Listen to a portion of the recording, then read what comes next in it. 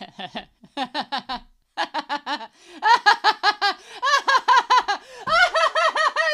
Black, and we're on episode 30 of Revolutionary Girl Utena, and I'm not ready, as you know. I'm not ready at all. Nope.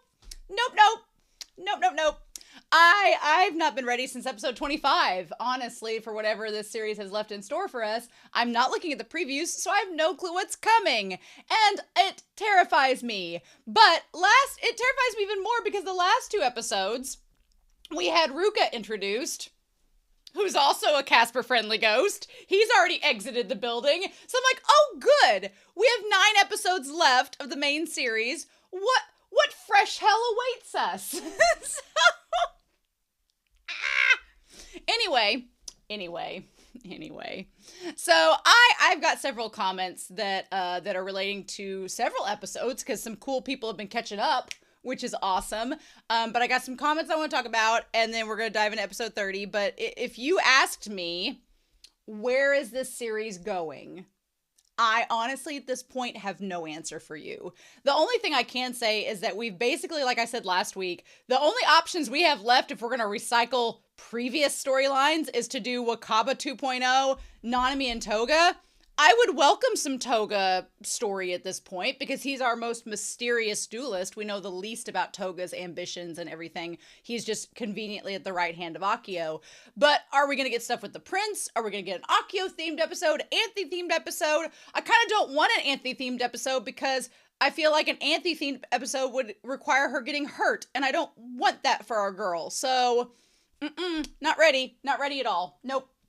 But I feel like they're going to have to give us some answers or escalate the series at some point to lead to a finale at some point. So what do we do with that? I don't know. But anyway, let's get to these comments. I'm a sim walking around a house with a question mark, looking at everything, being like, oh, that's where I'm at. That's literally mentally where I'm at with this series. So, and to be honest, I haven't recorded anything in like 9 days because our power has been out. And so the power has been out at my house. And so it just came on a few days ago, but I have not been able to record Utena or do anything with it for 9 days. So I've been like silently stewing over since episode 29, which episode 29, for the record, before we start these comments, one of my favorite episodes, one of my favorite discussions. I was having so much fun with that episode and everything was clicking. I'm sure somebody in the comments will be like, give me some extra info, but I felt like everything was falling into place and I was like, I felt so good about that discussion. But anyway, so Al glad you approve of that pronunciation. Althussy for episode 27 said, Utena pulling the classic move of sublimated queer desire by trying to hook up Anthy with the most non-threatening twink on campus. That's kind of true, though. Kind of true is that Utena's like, who's the character that would be the least likely to do anything with Anthy? Because I want to date Anthy, but if I'm going to hook her up with some heterosexual partner, who's it going to be? Mickey. Yes, right? Love it. And they also said it is kind of her move. She did it with Wakaba as well. And Saionji, same thing. Utena is pretty consistently like, quote, a pretty girl might be into me. Time to wing woman the heck out of her with the first extremely passive guy who shows any interest in her, whether she's interested in him or not. Look at classic move. Classic move. Meredith Flugelhorn 7352 for episode 21, way back in the day, says, and speaking of faceless, I think we almost never see Toga's face in episode 21 because to Keiko, he's more of a symbol than a person. She's not in love with him. She doesn't know him at all. Who does, genuinely, right? She loves the prince and all she knows, even though she can never attain it. These princes, I tell ya. I know. And that last line, these princes, I tell ya, that definitely hits home with one of the main theories and themes of the show is this idea that women place so much there. And here's the thing. I don't think it's that women do it. I think society wants women to place a lot of faith in these princes and, rely on the man, be the damsel in distress, do this. This was made in the 90s, which was very much a down with the patriarchy decade. I grew up in the 90s, and there was very much like, girl power before it was like overly girl power. Like, we're not talking like, Star Wars, later on that people criticize it for, but we're talking like 90s was very much about a feminist movement where it was recognizing that women don't need men. And that was a big, big movement in the 90s. I remember growing up, which was why I was really like on board with it as a kid growing up. Because I was like, yeah, why would we? So I feel very fortunate the decade I grew up in. And I definitely think that it's this idea that we don't need to be a prince. We can be a queen. We don't need to be a prince. And I am hoping Utena gets that by the end of this series. Tomato Bird 1307 for episode 24 says, to me, Suwabuki is fun because he really embodies both the vulnerability of being a young child. This was a really good comment, but also how he kind of internalizes various patriarchal messages into his belief system and how he feels the way to be a man is either to act possessive and manipulative towards his object of affection, or the complete opposite, to completely be a doormat or servant type putting his woman on the pedestal. It's played for laughs because he's so extreme and also young and doesn't quite get it, but you can definitely see how those behaviors could manifest unhealthily in an adult relationship. Luckily, he seems to be maybe getting more information, but as he has a long way to go towards maybe feeling like an equal with Nanami. And that is so true. Like, I even feel like this applies now. There's been a big discourse on the internet about Tom Holland, which I have a major crush on Tom Holland. I've had a crush on Tom Holland since early Spider-Man days. Tom Holland is amazing. But there's a big discourse because there's the quote, alpha bros who don't understand why all these girls kind of fantasize about Tom Holland, even if he's not your type. And one of the best discourses I've seen on the internet right now about it is some women saying, look, we love Tom Holland because he's so comfortable in who he is. And he's so openly like honest and genuine with who he is as a person, right? He's honest about his sobriety. He's honest about who he is. He isn't afraid to be goofy, but he's not afraid to be energetic and to also embrace things that I think a lot of alpha bros would be like, oh man, that's femme or whatever. It's like, no, he's just confident in who he is. Like, if you look at the lip sync battle where he does Rihanna, where he dresses in drag to do, and I would say drag very loosely, people were saying dress and drag, and I'm like, oh, what do we call it? Drag. He just dressed like Rihanna. He just cosplayed, essentially. I would say he did more cosplay than drag, honestly, in my opinion. But the whole point was he was a confident person who is confident in his sexuality, his masculinity, who he is. And that confidence is everything. And I think a lot of alpha bros are very insecure and they don't feel comfortable with themselves. So they posture and put on this persona, and that's really unhealthy. And then it projects onto them trying to be domineering when it's like, dude, you don't have to do that. That's not what women want. We want you to be genuine and a decent person.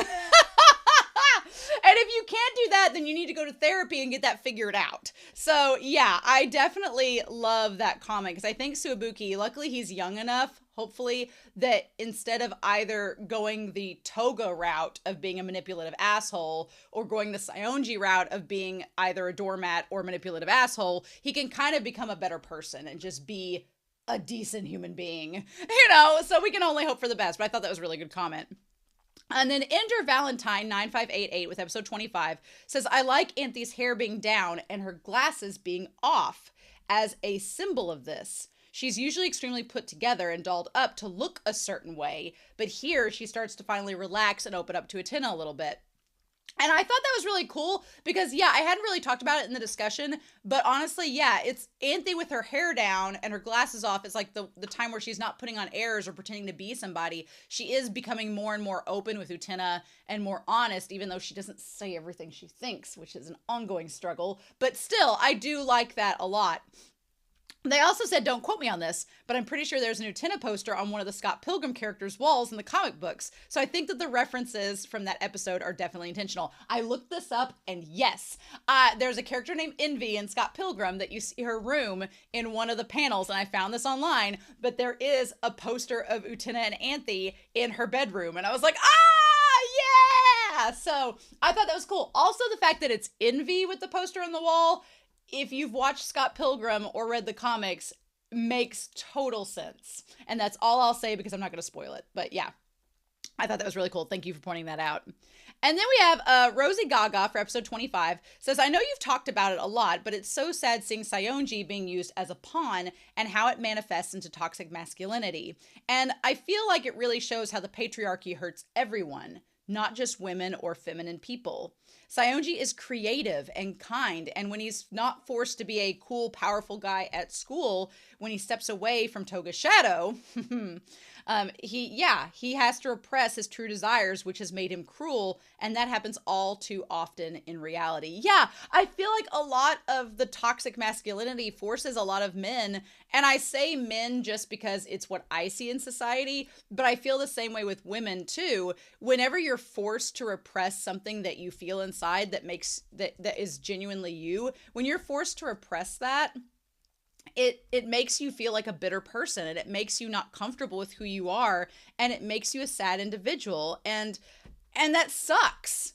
And you see it in Saionji because he's creative. He makes the hairpin, he does this, he likes to cook from the Nanami egg episode. Like, Saionji, despite being a man, has all of these stereotypical, traditionally feminine attributes that he likes doing, and to repress that just is kind of stupid. And I feel like we're in a modern society where men don't have to, just because you're interested in crafts doesn't make you gay, and just because, you're interested in sports doesn't make you heterosexual. Like, people are too complicated for that.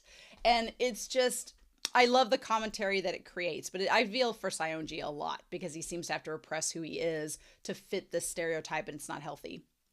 Wodruv says the Daddy Longlegs is also a novel from 1912 by Gene Webster, where an anonymous benefactor, similar to Akio, called Daddy Longlegs by the protagonist, funds the schooling of an orphan in exchange of her sending him a monthly letter.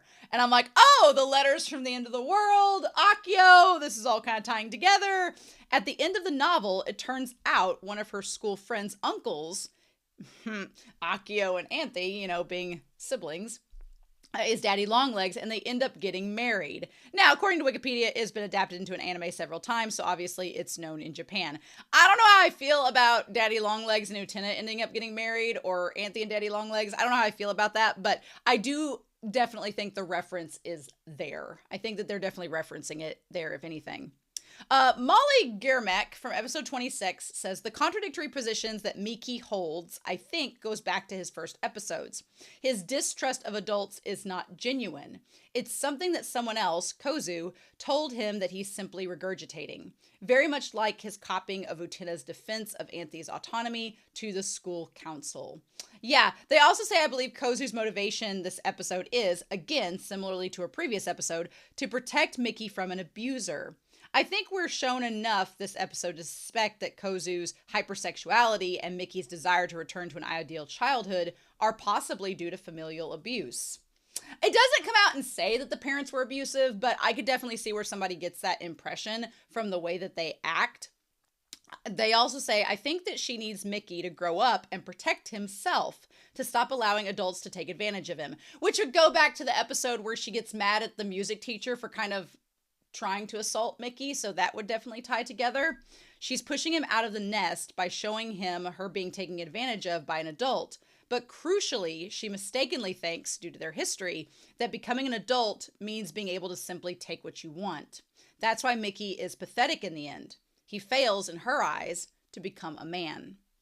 And I honestly think that I get where Kozu would be coming from that angle of trying to get her brother to protect himself and kind of grow up and realize, the way that the world can be cruel. But I think the way she goes about it is very misguided and kind of short-sighted. And it also, it's not successful because of that. But you can see her intention, which is interesting. So then finally we have Oliver Jajado, who says for episode 26, I have multiple thoughts on Miki's father being there with Anthy. On the one hand, it could be Akio marrying Anthy off to the father for some manipulation shenanigans or whatever, but I really like this. On the other hand, it could also be Miki imagining the woman to look like Anthy, because she's the only person in his life who embodies the womanly and motherly qualities in his eyes, like how she cared for the baby birds. I think it's more the latter. I think that, honestly, going back and rewatching that episode, I think that it could be Mickey imagining the woman looking like Anthy rather than Anthy actually being there. Because in the timeline, it doesn't make sense for Anthy to leave the school and go to the dad's house and be in the dress and be there. That makes no sense. So I definitely think it's Mickey imagining Anthy as her, as the bride in the dress, because of what she represents to Mickey. That, to me, makes the most sense.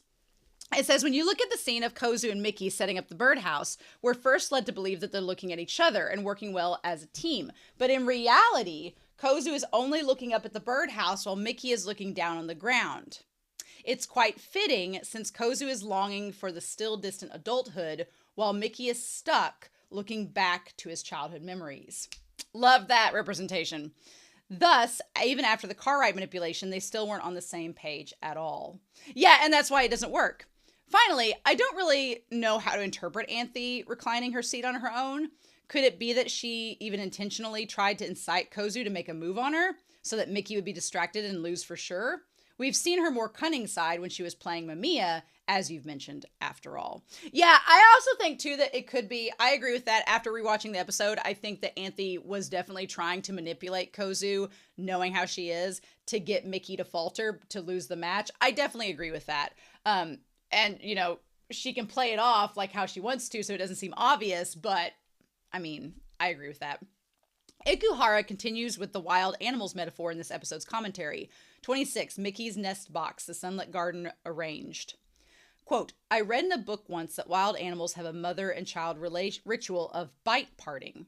Once the child has stopped breastfeeding, the mother suddenly bites, attacks, and chases the child out of her territory. Apparently, they do this instinctively to avoid inbreeding. I will vouch for that because we have barn cats, and yes, at some point, the barn cats, the mama cat will be tired of them nursing, and she'll be like, okay, get away from me. Bye. Get out. And she will literally chase them away. So that I can vouch for that. I've seen that firsthand. Now let's try taking End of the World, quote unquote, as a metaphor for real society. Though now this seems like one of those demonstrational programs on TV.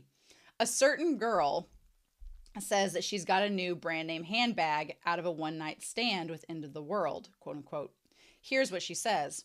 When everything around you is impure, you'll have to become impure as well. The only way to get what you want is to lose your purity. Why don't they bite each other, right? Why do they remain there? Could that place that will never lose its purity hold their own personal eternity? Ooh. So this idea of like Kozu saying that to be an adult means you have to give up your innocence and give up your purity, but then that ties to Mickey's idea of, well, but what if there's this place where you never have to do that? It's like Neverland. Eternity is Neverland. You never have to grow up. Oh my God. Yeah, this is essentially Peter Pan and Neverland. Otari Academy is Neverland. Damn, Akio's Captain Hook. Does that make Anthy Peter Pan? But yeah, essentially Otari Academy is kind of like Neverland, where as long as you don't leave, you don't have to grow up. You can stay a kid forever. You can stay in high school forever. And you never have to grow up. Isn't that great? And you never have to suffer the plagues of the world as an adult. But as you learn from Peter Pan, you can't do that. Eventually, you have to grow up at some point. That's an inevitability. So,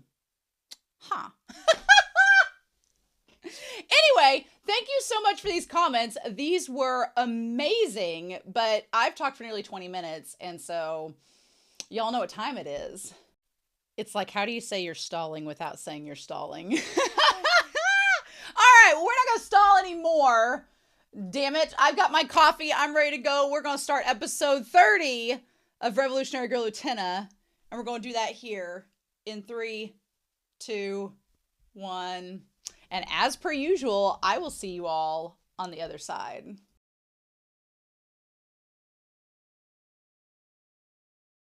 I hate everything about this episode! Why do I love you? Just, I honestly... you know that meme where it's the ShamWow guy and he's like, forget about it. That's what I want to do about this episode. This episode makes me sick. It pisses me off. It makes me mad. I want to kick it to the curb. I want to castrate Akio. I want to do all kinds of things. I was like, do I even want to talk about this episode? But as I calm myself down, I've had like 6 cups of coffee at this point, so that probably doesn't help matters. But this episode made me physically ill. Oh!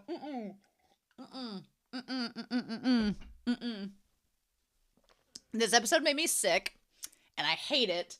I hate Akio with a passion. Everybody was like, yeah, Akio's the worst. At first I was like, yeah, he kind of is. No, after this episode, he is the worst. I hate him. I cannot stand him. He is right up there with Griffith from Berserk for me. He is right up there as the worst villain because of how manipulative he is, but also the fact that there is no mustache twirling with Akio. There is no like little wink, wink, nudge, nudge. Like there's a sleaziness to Toga's antics. There's a sleaziness to it that feels like Akio is everything Toga wants to be, but is incapable of being because he's a freaking high school student and he actually has a soul.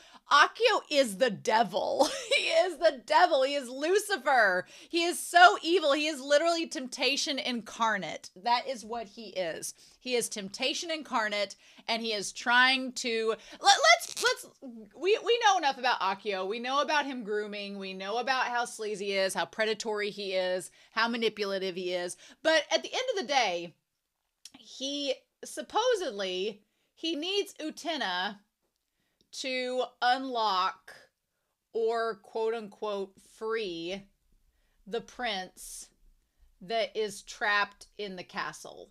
That is trapped in the castle. That is essentially what he needs, quote unquote, her for. She has this potential and he wants to use that to try to free the prince for whatever it means. Whether he wants to use the prince for himself, whether the prince is even a living being or just an entity. So essentially we've got some options. Like the prince could be a physical being. The prince could be a physical being that is literally trapped in a castle, literally sitting on an egg, literally can't get out, and has relations possibly to Akio and Anthy. We don't know, but there is a possibility that he's a physical being. There is also a possibility that he is just like an essence or a spirit, and he grants power to those that he attaches to. So it could be like that he grants power to those that he attaches to. And it could be that because the prince has attached himself to Utena, seemingly, Akio has noticed that, and he's like, I want to use Utena to release the prince, and therefore get that power for myself by ulterior means. It could be that. Or it could even be something along the lines that the prince is an alter persona or a former life of either of Anthy, for example, or even Akio or Utena. Well, I don't know. We don't know enough about the prince. The prince hasn't spoken. The prince has no dialogue at this point, which, if we're going to go with that, this concept, the idea that the prince is just a concept. It is a concept of confidence and of power and of assuredness of oneself is that idea. Because to Utena, for example, the prince represents not only this motivation to live, but also to live for oneself, which is to live for oneself and have strength and courage. Which is where things kind of get messed up for Utena, right? Which we'll talk about in this episode. That's kind of what the prince represents. He's this concept of this, which, girl, I'm like, just go watch an episode of RuPaul's Drag Race. You'll figure out you have the charisma, uniqueness, nerve, and talent that you don't need no man. So, but yeah. And here's the thing. One thing to keep in mind, and I have to constantly remind myself of this because the show wants to make these characters more mature than they are in middle school. They are like 14. Akio Akio, get the fuck out! Just... Anyway, so I want to go back to this dialogue at the very beginning of the episode, where I thought this was going to be a Wakaba-centered episode. Is this the first episode without a duel that we've had? Is this the first episode without a duel? I think it's the second. I think that the one episode we've not had a duel in... Did episode 13 have a duel? Did episode 12 have a duel? The last time we've seen Utena this depressed and this unsure of oneself is when Toga messed around with her. Is when Toga was messing around with the idea of her gender and of her expression and everything. And Utena was very unsure. And when Utena thought that Toga was the prince. And the scary thing is, back in the day, back when we were on episode like 11 and 12, what we thought back then, and I might as well use Whiteboard Kuna, is back in that episode, if we go back to that time period, where we had episode 11, 12, that whole deal there, is that Toga was attributing aspects that were like the prince. And it confused Utena.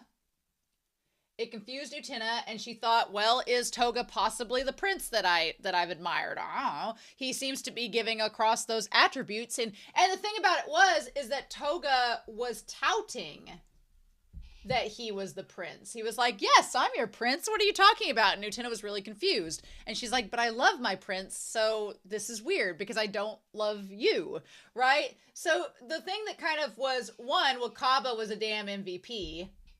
Wakaba was an MVP and was like, Toga is a no-go. Don't fall for him. He's slimy. Don't do that. And she was like, no. But also, Utena, she could not connect to Toga. So the whole time the episode 11 and 12 were happening, I was honestly, I wasn't as concerned about Utena falling in love with Toga, because everything leading up to that point had made us kind of, as the audience, go, well, she's not going to fall for Toga because he's always been antagonistic towards her and kind of sleazy. And in the 11th hour, he's suddenly like, oh, I'm your prince, actually. And it's like, but you're not. And she kind of, was confused for a while. But at the end of the day, she was like, I don't really have feelings for him like this. And Wakaba was like, no, you don't, girl. You're yourself. It's fine. So Wakaba was encouraging her. Utena was kind of like, yeah, I'm not feeling it. And Toga hadn't been doing the best job of presenting himself princely to her. So it kind of made sense. And she knew that Toga was a womanizer. So she knew going into those episodes, I wasn't concerned around that time so much for her falling for Toga, because I was like, that's not going to happen, as I was her abandoning who she was to pursue this identity of someone she's not. And that was kind of the thing. Back in that episode, Toga was being very misogynistic and was like, get back in the kitchen, and was encouraging her. He was trying to force Utena to be more femme and also someone she's not. So in that respect, it was never going to work. And as the audience, I kind of was like, okay, we'll just be patient, because we know that Utena is not going to end up with Toga. We know this is not going to work. And while it was very frustrating, and I don't want Utena being something that she's not, I was like, well, it ended up not coming to fruition.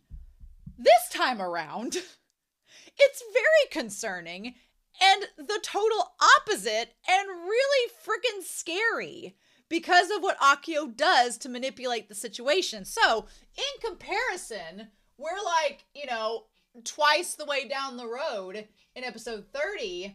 We have now Akio and here's the thing. This is the scary part. Akio doesn't do what Toga does. He doesn't come across being like, oh, I'm your prince. He's just like, oh, your prince? Who? Very manipulative. He's just like, Akio is now presented as the prince that is confusing Utena. That she's like, well, and here's the scary part. Akio looks a lot more like her impressions of the prince from her flashbacks. So she's like, well, could he be? Because he's giving off vibes like he was, and he kind of looks like him. So it could be. So I don't know. But here's the thing. Akio is so sly. He is slyly avoiding the subject. he's not coming out and saying, "Oh, I'm your prince, Utena." No, no, no, no, no. He's not doing that at all. He's not even acknowledging it. He just skates around, does the very diplomatic politician, like, I'm going to go skirting around the question. We're not even going to address it. Like, what prince? Oh, is that so? You know, very manipulative and very sly, very different from Toga. And the thing that's worse is, like, the odds are stacked against. In this sense, Wakaba is encouraging it. And Kaba is encouraging being a homewrecker. She's just like, "Oh, Utena, go on a date with them. Let's go get him." Like, back in episode 11, Wakaba was like, "Toga's a no-go. Get away from him. Stay away from them." She was being MVP. Here, Wakaba is enabling it. Wakaba is doing the worst thing possible, which is, "Come on, let's go. Come on, Barbie, let's go party with Utena." And I'm like, no, no, no, no, no, no, no, no, no, no, no, no. So that's not helping matters, which, again, we're going to talk about Anthy later on in this episode, but is Anthy going to have to be the MVP? We're going to talk about that. I'm worried about that. Because Wakaba, what made Wakaba such a force in episodes 11 and 12 is that Wakaba is very open sleeve. Like, she is very much whatever she's thinking to Utena, she's going to say. She doesn't keep a lot of secrets or withhold information from Utena. So what she thinks, she's going to say regardless of whether it's appropriate or not. And so that was really helpful back in episodes 11 and 12 because she could convince Utena, like, don't get with this guy. He's weird. But here, Wakaba's like, "Yeah, well, just because he's engaged don't mean he's married, girl. Go for it." And I'm like, this is an adult man, girls, and you're in middle school. This is dangerous. Very much so. And you should not be involved with him. And they're not listening to that reason because nobody's telling them that. There are no adult presences. It's the meme of, "I need an adult," but the only adult on campus is the predator. And that's the problem. There's no one to give them advice to avoid Akio because Akio's the one giving advice. That's so scary. And it's so real. And it just kind of demonstrates the fact there's no adult presences in this school to help them. And I don't like it at all. I didn't like the fact the student council wasn't in this episode. I didn't like the fact that we didn't see any of the duelists. I didn't like the fact that we didn't get hardly Anthy or Choo Choo at all. It was very much an Utena-centered episode, and Utena is a bisexual disaster. And girl, and you understand why she is, but at the same time, you're like, come on, you're rooting for Utena to do the right thing, and you're rooting for Utena to make good decisions, but no one is, but she's just being manipulated, and it's so hard to watch. And the fact that Anthy says nothing, I'm like, girl, well, she does say some things, but I'm like, I don't know if Anthy's going to be the MVP that Wakaba was. I don't know if that's the case. And that kind of is what freaks me out the most, is because also Wakaba, at the time, Wakaba was not vying for Utena's affections, so she didn't really have a stake in the game, so she could be honest to Utena and give her honest opinion. Here, Anthy does love Utena, as we come to find out in this episode, or so we think. And so Anthy does have a stake in this. She's like, if she gives the wrong advice, we just had an episode about Juri and Shiori, where Juri was afraid of opening up her feelings and revealing them to Shiori because she was afraid of rejection. Well, now, and way back then, Anthy could connect to Juri and was like, I get where Juri's coming from. And Utena was like, what are you talking about? Now we know, because Anthy's like, if I open up to Utena and tell her I love her, is one, Utena, because here's the thing, if Anthy confesses, let's just say that, like, Anthy confessing her love, obviously we all want that to happen, but there's a couple things. One, frickin' Akio is very determined for this not to happen. He does not want Anthy to confess. He does not want Utena and Anthy to love each other, and we'll talk about that in a minute. But Utena is obviously scared of her brother because her brother has been shown to assault her and also is manipulative and also has like a tight grip on her, and it's really scary. And so she doesn't want to anger him for fear of what would happen, because I think the worst case scenario is, what if he sends her away? What if he sends Anthy away? If he decides that Anthy needs to go somewhere else for a while so he can manipulate Utena even more. This episode proved that Utena is so confused right now and so off in her thoughts that she probably would go along with Akio and would probably abandon Anthy. And that's what hurt the most. I was like, throughout this episode, I went to Utena, girl, the girl that loves you and is literally supporting you is being driven away from you, and you don't even realize it. And that was so frustrating. I was like, no. So, but I'm afraid that Anthy doesn't want to confess because she's afraid of what Akio will do. But also, there is the idea of Utena herself. Is she in the mindset to accept Anthy's love? Is she in the mindset to do so? The answer right now is no. The answer is no. She is not in the mindset to do that. Absolutely not. No. I want Utena to be in the mindset to accept Anthy. And I keep telling myself, I was saying in my head throughout this entire reaction, I was like, okay, darkness before the dawn, darkness before the dawn, darkness before the dawn. I was like, it's going to get really shitty, but Anthy kind of, Utena is one of those characters that Utena has to have a baptism by fire. Girl has to be thrown into the deep end and half drown before she figures out how to swim. She's just one of those characters. You love it or you don't. And Utena is not going to, I mean, we learned from episode 11 and 12 that Utena realized that she valued Anthy more than changing for her prince. Because Toga was essentially wanting Utena to change to meet the ideal of her prince. And Utena started to go along with that by wearing the uniform, doing all that. But eventually, she kind of was like, fuck that. And went back to who she was. So she realized that sacrificing her friendship with Anthy was not worth that either. It wasn't worth sacrificing herself or friendship with Anthy to be something that she was not. So that was kind of the lesson learned there. This time around, we also have that, we'll get to this whole part here, the rest of this, but Utena needs to realize that she does not need a prince or to chase that ideal. And that she needs to realize that Anthy is more than friendship. That's the final destination that I want Utena to get on.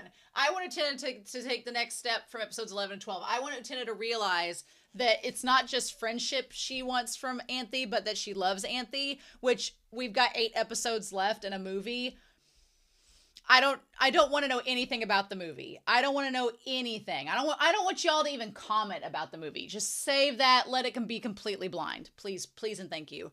But I'm not even going to think about the movie at this point. But in 8 episodes, I feel like she can come to terms with that. I feel like that's understandable. I think she can figure out that she loves Anthy in that amount of time. I think that's doable. But I also need to feel like she needs to, and I think this is doable as well, she needs to realize that she does not need a prince. She doesn't need Akio. She's chasing what she thinks that she wants, but she doesn't necessarily need it. Okay? And so the other aspects of this, so I think Anthy confessing is being held back by her fear of Utena rejecting her, which is valid. I think Utena would reject her love right now because Utena's so confused about her own sexuality and herself that I think she would do it not out of intent, but that she would do it because she's just not ready. So I think that's part of it. And I think also Anthy is afraid of what Akio can do because Akio, even though I think Akio is afraid of Anthy and afraid of the power that girl contains, because I think he is, of course, I think that right now Anthy doesn't believe that she could overpower Akio, and she's afraid of what he would do. So there we go.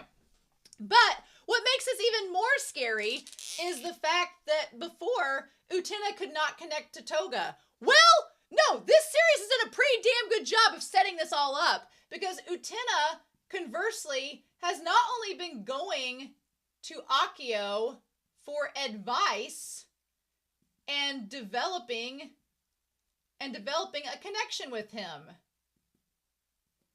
That's why Akio is so scary, because he grooms people in a very, very slow and methodical way. Like, he has been cultivating this since he showed up in episode 13. He's been cultivating, like giving Utena advice, being with her. He has slowly groomed her into this position. And I said before I didn't want to use that word lightly. Now I'm going to use it because it's pretty damn evident.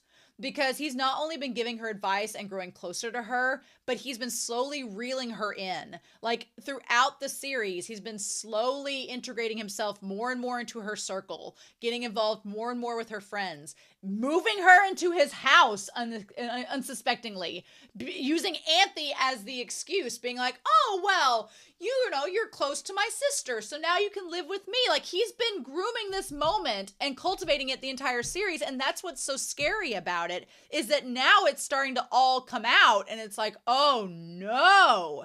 And the way that it's done, you can understand why Utena is confused, and she's 14. She doesn't know. Her brain still got 10 more years to develop. Like, it's scary. Like, if I was 14, I would have been wooed completely by this man. And that is so terrifying to see play out. That he's been slowly developing this connection with her. And the thing about it is, Toga was forcing Utena to be something she's not, and tried to like use misogyny and societal pressures to make her into something she's not. Akio, there was a moment in this episode I was like, yeah, Akio's right. And then I had to stop myself and go, shit. Yeah. Akio is letting Utena retain her independence. We'll put that because that's his own words. Independence and self. And it's just part of the manipulation. He's not trying to change who she is. He's dependent on her. He wants her to keep embodying the prince because that's only going to help him. So he wouldn't want her to change. And that's what's so terrifying and real. And I was like, this episode is such a sense of dread. Like, I'm sure some people can treat this as a throwaway episode. This episode is the most real and scary episode in this entire series. Because the whole time I felt sick to my stomach because I know this happens in real life. And it was terrifying. And I was like, oh shit. Nope. Not good at all. So I've talked for like 30 minutes about this opening. Oh my God. Ah! And here I'm like, oh, I won't talk much about this episode. So this opening dialogue, when I thought this was going to be a Wakaba episode, because we have Onion Prince here talking with her saying, it was my first kiss, but she still just ran away. And Wakaba's like, well, saying it's your first kiss is really shameless. And he's like, but it sounds better to say it's your first time, doesn't it? And Wakaba responds being like, well, lies like that are totally transparent. So, and that kind of ties a lot to what Akio does with his manipulation. He doesn't try to lie. He just doesn't answer the question. He just avoids it. So it's this idea about, you know, lying, it does not pay off in the end. Now, I don't know if this is in some way maybe insinuating a way in which Akio will fail in his overall mission, because Akio by this point, his whole thing is that he is a playboy. He is literally like Venus plus Lucifer combined, right? But he's trying to manipulate all these people at once. And he has this house of cards of manipulation that he's stacked up. And so far, the people that have called him out on it are gone. Like Mikage's gone. Mikage called him out on it. He's gone. Ruka seemed to crack the code. He's gone. So the people that were threats to him, he's managed to get away. But so far, those have been outside threats, right? Those have been Mikage. Those have been Ruka, who were outside players. They weren't like within the house of cards that we know of. Toga, I think Toga's the linchpin in all of this. I think Toga's the one that's going to cause this all to crash down around Akio, whether he realizes it or not. So we'll talk about Toga later on when we get into this, but he's this playboy. And so part of it though, is that there just needs to be one lie exposed about him. One lie. Like right now he is playing the mom. Of course he is playing the mom by pretending to date the daughter for the status. And so, like, the mom, she gives off the vibes of the stereotypical, like, wife that's not happy with her husband, that's in a forced marriage, that's not happy, so she's having the affair with Akio on the side. But to give Akio power to be near her, he's pretending to date the daughter, and actually Akio's playing all of them. So, man, the only woman that got away was Tabiko, was the girl that Mikage liked. She was like, F this shit, bye. She got out. She managed to escape. Good for her. But yeah, so a lot of this episode is about lying to oneself, and that it sets a pattern of mistrust. And she's like, a first kiss. Now, I'm going to be honest with y'all. Do we count eye kisses as first kisses? I don't count eye kisses as first kisses. I'm going to be real with y'all. My idea of a first kiss is legitimately like on the lips. On the lips. In that case, grossly enough, would we count Akio as Utena's first kiss? Utena believes that the prince was technically the first. Could we say that Akio was the first? Could be. I really want the prince to be Anthy. Here's my thing. I really want the prince to be just like a spirit, and for it to be Anthy, and for the prince appearance to just be what Utena projected, because her mind at that time wasn't ready to accept that she's a lesbian. That's what I want it to be. I want it to be. Also, we know that Anthy is a shapeshifter, so I want it to be that Anthy was Utena's first kiss. She was just disguising herself as the prince. Now, what does that have to do with the prince being locked up in the tower? Could it be that Anthy was the prince in the power of Dios, but the power of Dios was stripped from her and locked up in the tower, and now she can just access it as the bride? We don't know yet. We don't know yet, but I want the first kiss Utena had to be from Anthy. Fuck Akio. Also, we have abandoned the whole concept of Choo-Choo being related to all this. Why Choo-Choo is the same color as their hair, and why Choo-Choo has the same earring. The show has conveniently abandoned that plot line, and I'm like, fine, be that way. We'll come back to it at some point, I'm sure. Don't think I've forgotten about it, though. I haven't. The show has not seemed the need to do that. And she's like, well, maybe that's what it was. So the barefoot girl is what this episode is called. The barefoot girl, tying to, the fact that she lost a shoe. I think of Forgetting Sarah Marshall. That was like my favorite movie in college. It was my comfort movie in college. I love Forgetting Sarah Marshall, but Russell Brand being like, forgot a shoe, lost a shoe, looking for this one's fellow. But yeah,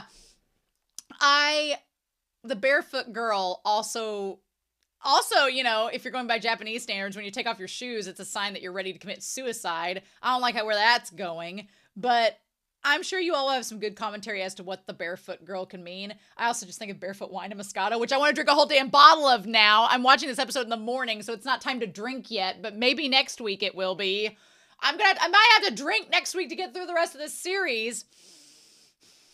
But yeah, so the barefoot girl. But also it could be a sign that she's like, we'll talk about the shoes. That's a good point, because the Shadow Girls were all about shoes. So we're going to put barefoot girl up here. We're going to put that up here to come back to it when we get to the Shadow Girls, because there's actually a lot to talk about in this episode. I think I was just so sick of it that I was like, no, absolutely not. So then we have the idea of the 3 candles. Remember the 3 candles? The number 3 has been really important in all of this. And we're talking about Akio. Isn't there anything you can't do, Akio? And I'm like, well, be a decent human being. That would be nice.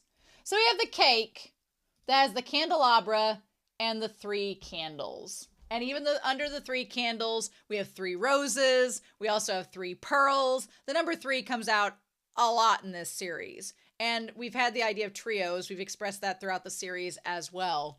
So we have the 3 candles. And I'm curious, my internet is still out, but I'm going to use my phone in this sense, because my phone has some internet to it, to be like, okay, what are we going to do here? So I want to look up 3 candles. 3 candles and love, if that means anything.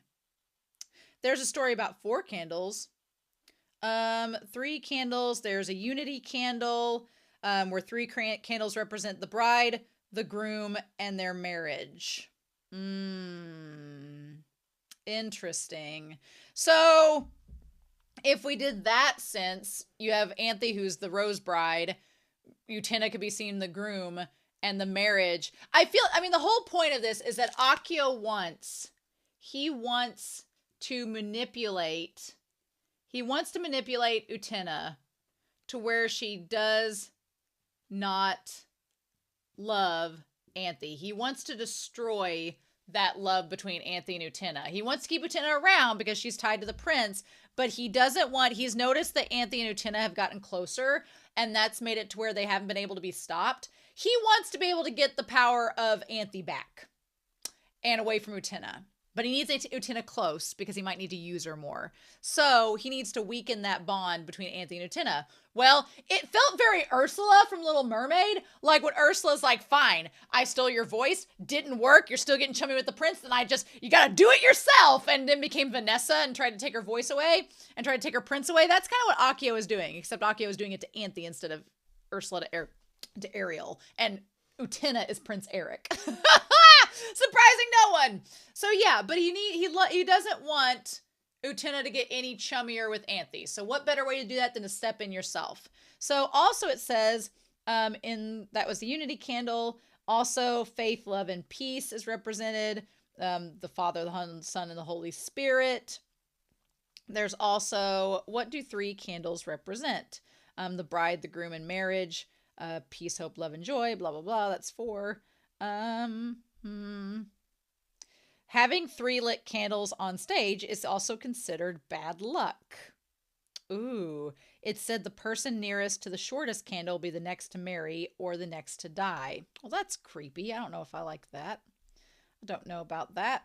There's a story about 4 candles, but I don't want to get into that. Interesting. Of faith, peace, love, and hope.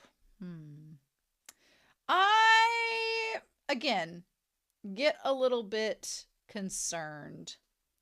That's commitment between 2 people. So 3 candles means you have a mentor for love advice. Ooh, that's interesting. I felt like each candle going out was kind of also signifying Utena's resolve and that everything was breaking down between what she thought, like her convictions and her resolve, because a lot of this episode has been Utena being very confused about what she thinks in terms of her own love and relationships and herself. So again, it felt like also a countdown that was also scary.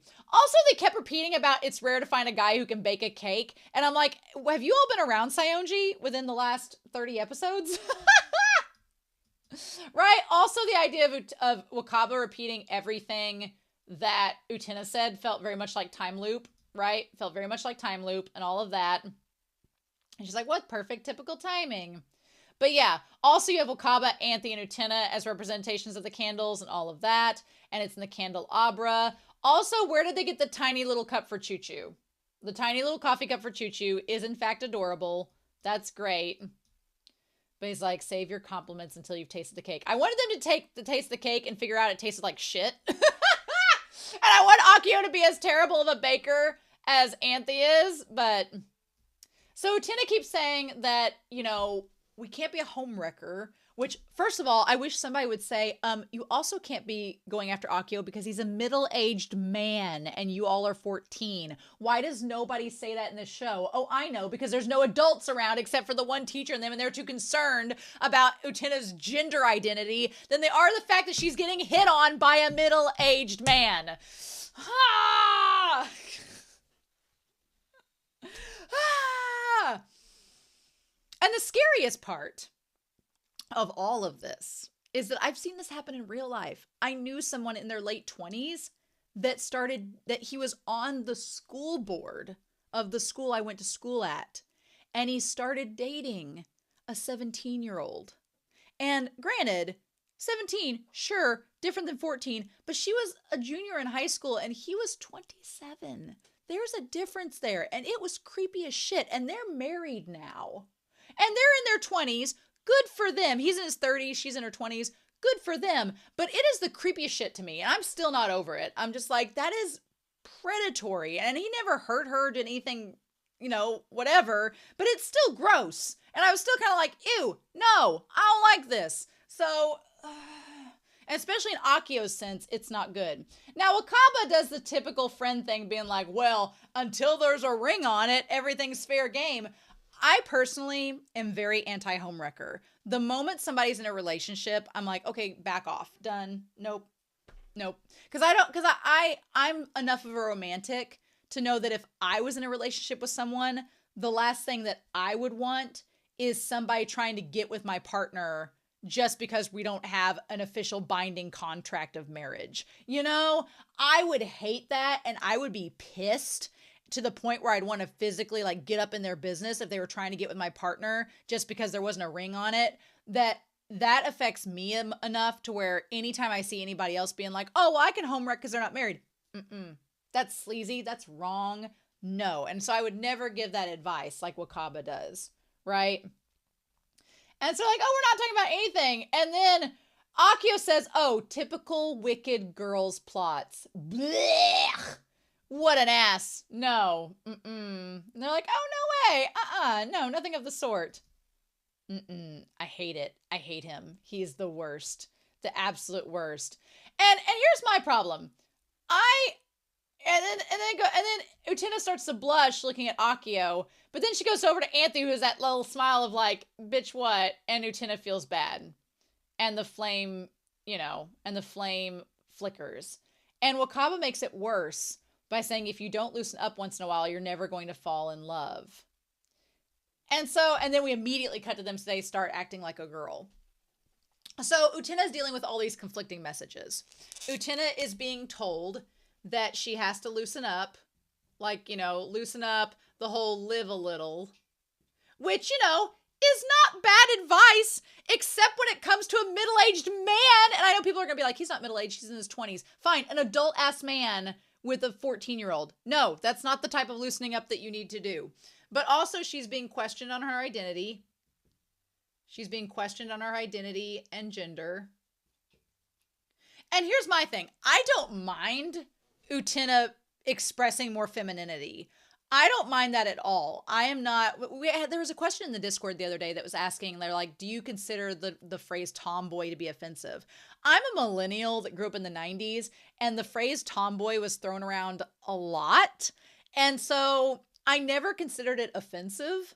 I always thought it just meant like, oh, which, in the 90s, our terms of gender and construct was still being challenged. And it's, what I'm going to say sounds kind of sexist, but it's, at the time, I didn't think of it as that because I was a kid. But to me, tomboy just meant that you were more like, but again, the way I'm going to say it now in 2025 seems kind of sexist. But at the time I was like, oh, it just means that you like are outdoorsy and that you like wear jeans and you don't ascribe to feminine aspects as much, which is inherently sexist and is inherently kind of gendered. But at the time, my 10-year-old self didn't think about that, because when you're in middle school, you really are sometimes not privy to things about your own gender identity because you're still freaking growing up and figuring all of that out. So as an adult, yeah, it does seem like, oh, you're gendering someone in that moment. But at the time, growing up in the 90s, it didn't really impact me as much. I almost found it like as a term of, again, talking about Utena and how she views the idea of being a prince. At the time, the way that our society constructs around this kind of patriarchal ideas and how men are strong, at the time, tomboy was almost kind of like a badge of honor, because you're like, oh, so you're saying I'm just like tough, sure, whatever. Now you look back on it and you're like, well, why are men tough? Why can't women be the same too? And we've challenged those aspects, and we've come very far as a society in challenging those and bring up the fact that no, being a man doesn't necessarily make you strong, just as being a woman doesn't necessarily make you feminine. So what I like is that Utena is questioning herself, and I don't think it's a bad thing for Utena to have feminine aspects. I'm not like the gloss when she goes to the transformation scene now. Like, that's fine. I think that you can be like look at Jury. Jury doesn't ascribe to patriarchal aspects. She doesn't like men. She's not heterosexual, but she also is secure enough in her sexuality that she can be a beautiful goddess, like wearing the beautiful robes and everything, and then also want to have nothing to do with a penis. So, she very much, what I love about Juri's character is she's so confident in herself. She's not so confident in expressing her love of other people, but she's confident in her own skin that she knows who she is, and she's confident expressing that. And Utena's not to that point yet. Utena is still questioning, like, what do I want to express? Who am I? What do I want to accept feminine aspects? Do I want to reject them? Utena's still going through the motions of that process, which is normal when you're a kid because you're still figuring yourself out, right? And I don't think it's wrong for Utena to like men. I think Utena can be, she's kind of a bisexual disaster. I think it's fine for Utena to like both men and women. I think that's perfectly acceptable. Like bisexual people are valid in their existence, right? And I kind of love that about Utena, that she, is accepting of the fact, right now she's accepting of the fact that she likes men. But she's trying to figure out like herself and her sexuality. And I don't think that she has come into her own accepting that she likes women. I think that that's still the writing's on the wall. Like Juri 10 episodes ago was like, girl, like Juri knows. And I think others know too. But Utena hasn't accepted that. And that's kind of one of the reasons why Anthy's not making a move, because Anthy's like holding out the deer food being like, are we good? And Utena's not there yet. So I don't have a problem with Utena being bisexual. I have no problem with Utena liking men at all. What I don't like is men like Akio manipulating her and making her question everything and trying to drag her down this dark road. Now, luckily, my biggest fear this episode was about Wakaba and Utena both getting in that damn car, because that drove me crazy this episode. And the fact that the car is just out in broad daylight felt weird. It felt like a ghost in broad daylight, right? But noticeably, Utena and Wakaba both weren't in the car at night when kind of the sexual stuff seems to go down. If you notice, when they get back from the hospital, it's twilight. It's like sunset. It was about to get nighttime. It was about to be nighttime when he kissed her. And I was like, oh, we need to stop right here and now. We need to stop right here and now because it's about to take a dark turn and I want to go there. And it did stop there. But it was almost nighttime when that happened. And I was like, ooh, I feel like once you get in the car after twilight, it's not a good thing. But yeah, Akio, he manipulates this whole scene he manipulates it to win over Utena's trust. To not only be like, well, I'm standing up for you. I'm representing you. I think you're fine just the way you are, and you should express your independence. And if you want to dress like a boy, you go right ahead. I'm here for you, and puts his nasty ass arm around her. Ugh. So the one thing in this episode though was the one teacher. He goes, it's about who's to be on the team to inspect our sister school in Amsterdam. What the fuck has Amsterdam got to do with any of this? What? And also there are other schools where this is going on? Queen Beryl, are you getting Negaverse energy from Europe? What? What is happening? Why Amsterdam? What's the significance of that? We don't know. And I'm afraid to look it up because I don't want to be spoiled, but did they just pick Amsterdam randomly? I'm like, do they have fraudulent funds in Amsterdam in a Swiss bank?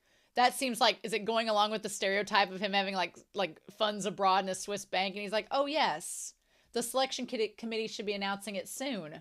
Are we about to like ship a bunch of people to graduate out of here? The fudge? Does this guy want to go because he realizes things are weird here? And he's like, yeah, I'll keep it in mind. So again, it's also an idea of Akio flexing his power, where Akio is able to instantly, because he knows what these people desire and what they want, he's able to flex his power and manipulate the situation. I hate it all. I hate every second of this episode. Especially him just like, yeah, he wants them to, he's like, I expect you to offer guidance which stresses their independence. Blah. And so, yeah, the thing that is the part in this episode that was the most manipulative to me, other than the whole foot thing, was when he said, You're very strong and noble to me. And she's like, well, should the chairman say things? He's like, oh, you're my sister's.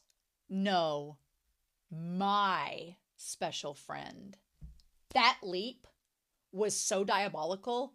And to do it right in front of fucking Anthy, right in front of her, was so intentional to show Anthy being like, oh, you don't have power. I have power. And if you don't stay in your place, Anthy, then I'm going to do this to your friend because I can. Like, that was such a power move.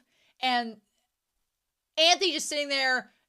I feel so bad for Anthy because I want Anthy to stand up for herself. I want Anthy to kick Akio in the dick so badly. I want Anthy to just drag him through the mud. I want Anthy to just be like, bitch, no, and do her thing. I am so rooting for Anthy so hard now because I hate the fact that he's not only doing this to Utena, but he's doing this right in front of Anthy and shoving in her face. That is so manipulative and stupid. Oh, it makes me so mad. Oh, it grinds my gears. Oh, I hate every aspect of it. And plus, he drags her away from Anthy to distance her. Like, he has the car and all of this. And Wakaba's like, let's go on a date. And she's like, it's fate that I ran into you. And she makes Utena stay away. And that's all playing into Akio's hands as well. It's the idea that Wakaba's like, no, you don't get to come with us. I get to go on the date. And what makes it worse is that because nothing bad happened to Wakaba, like, if Akio had made a move on her, if Akio had made a move on Wakaba, even after Anthy, because Utena had been like, oh, well, we don't need to be messing around with Akio, he's engaged. And so Wakaba goes on the date with him. Because Akio didn't mess with Wakaba and didn't try anything, it reinforces to Utena the idea that, oh, Akio's a good guy. He's not going to try anything, which leads into this false sense of security. We talked in the intro about how Utena has been trying to push Anthy and Wakaba off onto these men that are not domineering and that aren't going to take advantage of them because that leaves them open for Utena.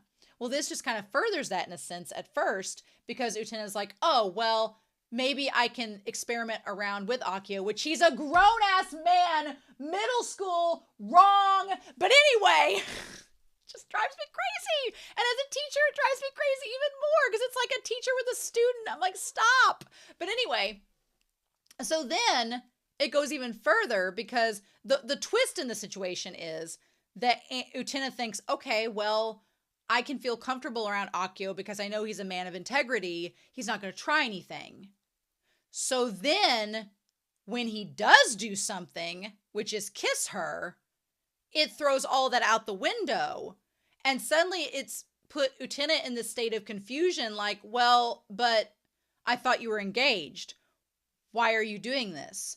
You're a man of integrity and I trust you.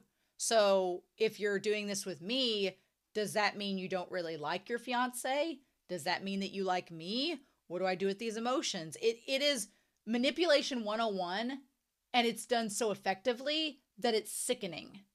And it's so wrong. And I hate every aspect of it. And I don't blame Utena for being confused.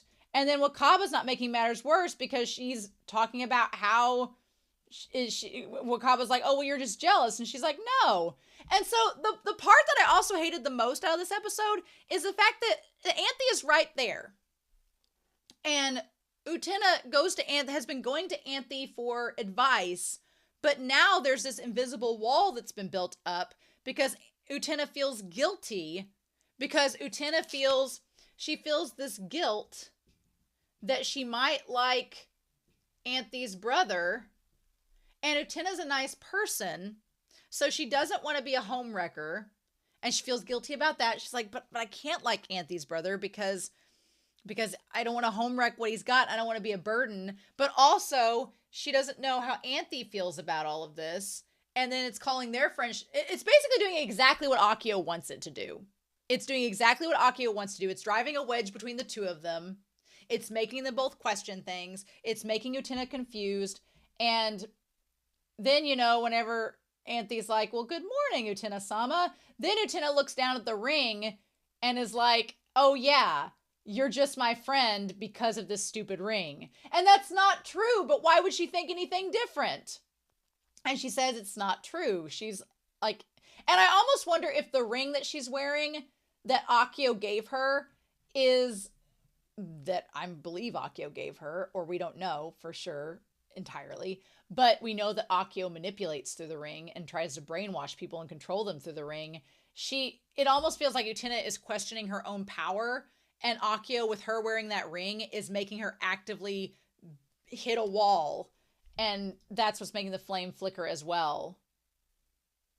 And then she's in the garden. She's like, the only one I love is the prince, who I believe is Anthy at this point. At this point, my dominant theory is I wonder if Anthy was the prince at one time or was manipulating him. Now, whether or not the real prince exists or is just a state of being, I think Anthy was this original prince that kissed her. But something's happened with the power to separate it from Anthy. I don't know how. I don't know why. That's my theory right now. We'll see if it plays out. But she's like, the only one I love is the prince who gave me this ring. But then the question is, did Akio give you the ring? She's like, so then why am I questioning it? My fear is that Toga, back when he was like, oh, I gave you the ring, there wasn't a lot of credibility around that, because everybody had been like, no.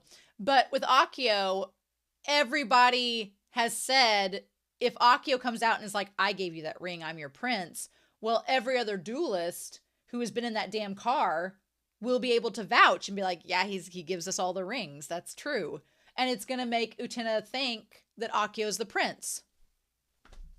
Okay, real shout out real quick though. One thing I do want to shout out is the basketball players that were concerned for Utena when she falls and hurts her ankle because she thinks that she sees him in the window watching her, which she probably did, which is super creepy. And she's questioning like her love for him. I want to give a shout out to all her athletic basketball boyfriends because they were all concerned for her. And one thing I really love is that this basketball team doesn't question her gender identity. They're all accepting of her. They like her on the team with them. Kudos to this basketball team and the feminist icons that they are. Kudos to you boys. I love you. You guys are great. But yeah, this moment here where Anthy is helping her to go to the infirmary and then Akio shows up. And she's like, by the way, Himamiya, and just as Utena's about to talk about Akio, he shows up in the damn car. And then for Akio to be like, oh, Anthy can't come with us because, three's a crowd on a date, or so I've been told. I was like, and what pissed me off, not only is the fact that Akio intentionally left Anthy out because he doesn't want her there, he's trying to manipulate Utena and help her, is just how precarious the situation is. Anthy, again, can't defend herself because she doesn't want to drive the wedge any deeper, but she knows what's going on. She knows what Akio's doing. And because Anthy's so good at hiding her true feelings, she's not showing it, but it's pissing me off because I feel for her. But Utena, I'm like, I wanted Utena to defend Anthy so much, but Utena is so conflicted and doesn't know what to do and is being a bisexual disaster right now that she's not speaking up for her friend, and it's pissing me off. I'm like, ugh. So yeah, also the aspect of Utena like showing her demure like thighs in that moment with her hands in her lap, it felt very feminine and demure, which granted, I don't mind Utena expressing her femininity, but I just don't like seeing Utena vulnerable. And I especially don't like seeing Utena vulnerable when there's literally a predator in the seat next door taking advantage of that. And that's exactly what happened here, right? Nope, don't like it. And then when she says, you're good at making girls feel good, I'm like, yeah, he's done that move. I just need Utena to see him putting the moves on another woman, and I need to see him do the same move like what he did with the chairman's wife to know that he's a manipulative asshole. I just need Utena to find out he's a manipulative asshole so she can reject him. Why can't we have this? She's like, you don't act like a school's chairman. You act dangerous. And then he, like a damn fox, flips it right back to her being like, well, I might be dangerous and appear that way, but don't you seem the same way because you do that with wearing boys' clothing too? And I'm like, those aren't the same things. That is a false analogy, you son of a bitch. And he's like, we're similar, you and I. And I'm like, that is just manipulation. And she's like, well, I do it for my prince. And he's like, oh, your prince, huh? She's like, I met a prince long ago that I loved. And now And then he's like, well, I'll be that for you, He never says he's the prince. He never denies and said he's not the prince.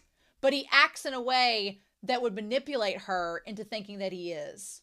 Or to think that he's similar enough to put the moves on. He's literally being Vanessa to her Prince Eric. He is literally Ursula being Vanessa, and Utena is Prince Eric, and I just need Anthy to get her voice back and get Sebastian the Crab and the others to help her throw Akio back into the ocean and maybe possibly stab him through the heart with a trident. I don't think I'm asking for much. But I hate it. And then he literally puts the moves on her. I hate it. And the one candle breaks apart. And Anthy's the one left holding the candelabra. And yeah, in that moment, she's the one holding a torch still for Utena. Oh, I hate it. I hate it so much. And yeah. I hate that he kisses her. I absolutely hate it with all of my being. It makes me sick. I hate it. Then the Shadow Girls show up. And the Shadow Girls talk about shoes. This episode is called The Barefoot Girl. And the Shadow Girls come in, being the most animated they've been in a while, to talk about shoes. Shoes. Oh my god, shoes. Let's get some shoes. These shoes rule. These shoes suck. These shoes rule. Akio sucks! So yeah. Basically, they talk about get the shoes off now, is what they're being told. And the one Shadow Girl says, why? These are my beloved red shoes. Again, tying the color of red with the roses. Now, the thing is, in the moment, the character that is wearing the red shoes with the bow kind of looks like Anthy a little bit. The hairstyle does. And so the Shadow Girls say, well, why not? These are my red shoes that I'm wearing. And the message is that the one girl says you should not be wearing those shoes. Don't wear those shoes. And she's like, well, why? They're my beloved red shoes. And she's like, if you wear them, you'll dance until you die. And then she keeps dancing and says, well, I know I shouldn't, but I can't stop. And then she looks like a disco person, so I don't know what that's referring to. But she says, if you do, you'll dance until death. And she says, I know that I should not, but I can't help it. So the one Shadow Girl says, you shouldn't be a certain way. You shouldn't wear these shoes because it's going to lead you to do something that will result in your downfall. And the one girl's like, I know, but I can't stop. She's like, I can't stop dancing. And then she says, you're like that too. You've got a pair that's just like mine. But the other girl says that, yeah, I do have a pair of red shoes, but I don't wear them. I just carry them. I don't put them on.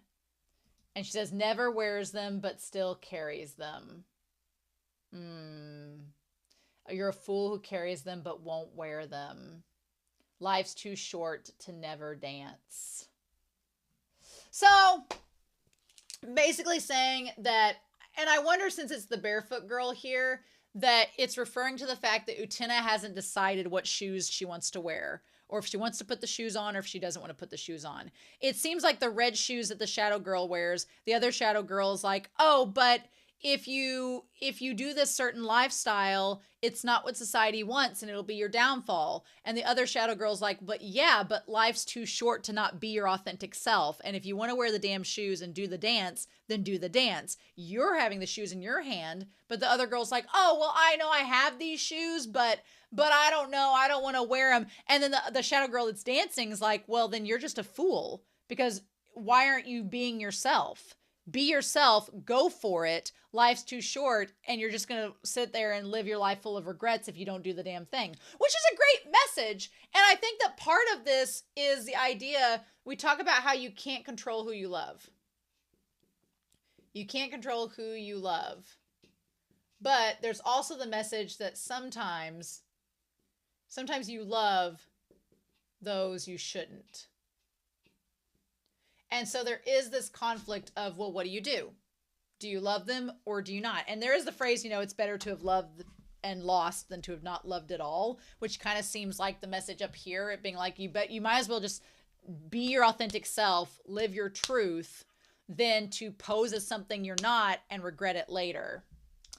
I don't know. This conversation in bed was really frustrating. And Choo Choo's there now too. Has Choo Choo been there the whole time? Because Utena obviously feels bad. She didn't eat at dinner. She's not being herself. Choo Choo ate all the food instead. And she says, Wakaba told me there is no such thing as a wrong love, that you can't help it when you fall for someone. But there are some people you shouldn't fall in love with. And I don't know about that, but still, Anthy says, I think Wakaba may be right that there's a part of love you just can't control. I feel for Anthy it works in a multitude of ways. Anthy, if she is actually Akio's sister, daughter, whatever, then there's probably a part of Anthy that does like Akio, despite the fact that he's a terrible person, and she's dealing with that conflict. But it also works in the sense that Anthy loves Utena, despite society saying that that shouldn't be the case. And so it kind of works both ways. And I don't think there's anything wrong with Utena liking someone other than Anthy, even though I want her and Anthy to be like an OTP. But I do think it's wrong because Akio does not love Utena. It's wrong when it's not reciprocated. Like if Utena liked, let's just say Saionji, for example. If Utena liked Saionji and genuinely liked him, even though she knew he didn't like her back, there's nothing wrong with that. You can't control who you love. It's kind of like Juri with Shiori. Juri can't control that she loves Shiori. She just does, even though she knows Shiori doesn't love her back. But she knows that Shiori doesn't love her back, even though Shiori is a complex case in itself. But there's nothing wrong with that. There's nothing wrong with that. And while I don't like the idea of Utena liking Akio because he's a grown-ass man and there's implications with that and it's inappropriate, it's not so much that, but it's the fact that we, the audience, know that Akio does not like Utena back. He is using her and manipulating her and doing it for nefarious ulterior motives, and that is so wrong. And that's what makes this so complicated, because it's not that, and the worst part is that Utena probably takes from Anthy's conversation that it's okay for her to like Akio, when in reality, Anthy's also talking about the fact that she likes Utena, and it's like, ah! She's like, you really think so? And again, that makes the candle waver, where she's like, you know, Anthy's the only one holding the flame that's left for between her and Utena, and Anthy trying to give Utena advice and subliminally say, hey, by the way, I like you, is going to have the opposite effect, where now Utena's like, well, maybe I can like Akio. And it's like, I hate it here. I hate it here, y'all. And she's like, is there someone that you love? And Anthy says, yes. And I'm like, bitch, just say that it's Utena. She says, I have a prince of my own. And we, the audience, can infer that Anthy regards Utena as her prince. But I'm like, again, Anthy can't come out and say it because she's afraid that Utena's not ready to accept that and that she'll get rejected. And it's going to be like, it's going to be one of those fucking things where Utena realizes all too late that Anthy's talking about her. And all I can hope as the audience is that they find a way to rectify it. I just want Utena and Anthy to end up together. Is that too hard? I don't care if they both die and are ghosts and go on into the afterlife hand in hand. I don't care. I just want them to end up together. If this show does not make them end up together, I will throw a brick at something. I swear to you. Yep. Gonna be pissed. So then we go to the nighttime patrol where Toga is with Akio, surprising no one. And they're both in the front seats together. And so Toga's like, so Utena, huh? She's the owner of the glass slipper. And he's like, by the way, you've fallen for her, haven't you? And Toga says yes. And I'm like, okay. So Toga's the next to be a ghost. So this is confirming Toga's going to be a ghost, right? He's going to be the next one to have the issue, right? Because he's like, yes, losing the duel was a shock to me. I don't mean simply by me being defeated. I was finding a girl who shook my core beliefs. Oh, that a lady can do things? Oh. And then saying that it was the only time I've reconsidered how I live my life. Okay. So I want to talk about this because then Akio seems to be manipulating that fact, being like, oh, we can use that to our advantage. He's like, oh, you have good insight. She's a fine girl. I'm like, are you guys going to jerk off to each other thinking about that? Gross. Ew. Ew. Ew. Nope. Not having it. My only thing is, again, I think Toga's the linchpin in all of this. I think Toga could be Akio's undoing without him realizing it. Because I wonder if, because Toga seems to think that Utena is someone that he likes. Sure, Jan. And it's mainly because she has made him question himself. Honestly, though, I feel like Utena with Toga, I feel like it goes back to the point where I feel like it ties back to the moment where, how do I say this? I feel like it ties back to the idea of Toga finding her in the coffin, and it goes back that far. I feel like it's not just when she was here at the academy. I feel like it ties back even further. I'm all for getting a Toga-centered episode and figuring out what his deal is. I'm all for that, but I feel like once Toga comes unraveled and once it all falls apart, that everything's going to come to a head and be shit bananas is what I think is going to happen. Now, that feels like it's going to happen in the next few episodes. I don't know if that's going to be true or not, but So then Akio's like, well, gee, you haven't ate anything, or you're just having your tea there. Are you sure you're okay? And that one candle eventually goes out. He's like, are you feeling unwell? And he's like, oh, what's wrong? She's like, well, how am I supposed to answer that? And that's when Kane comes in. Now, the whole thing with Kane, creepy as fuck. But notice her and the mom keep their distance the whole time. And it's very stylistic. And at one point, it's just Akio and her. It's not even like Anthy and Utena just disappear from the scene. Because then Kane notices her and she's like, oh, good morning. And she's like, my mother's come too. And then we just see Akio and her. Again, are they even there? Are they all ghosts? Who the frick knows? Why does Kane's mom look like a Sailor Moon villain? Why does she look like Queen Beryl? I don't know. Also, I want Kane's mom's drip. The black dress with the shawl over it. Hell yes. Give me the drip. I want it. I want to see her up close and personal. Also, her rose is white. And Akio's is red. We've seen white roses with Ruka, so ghostly, perhaps.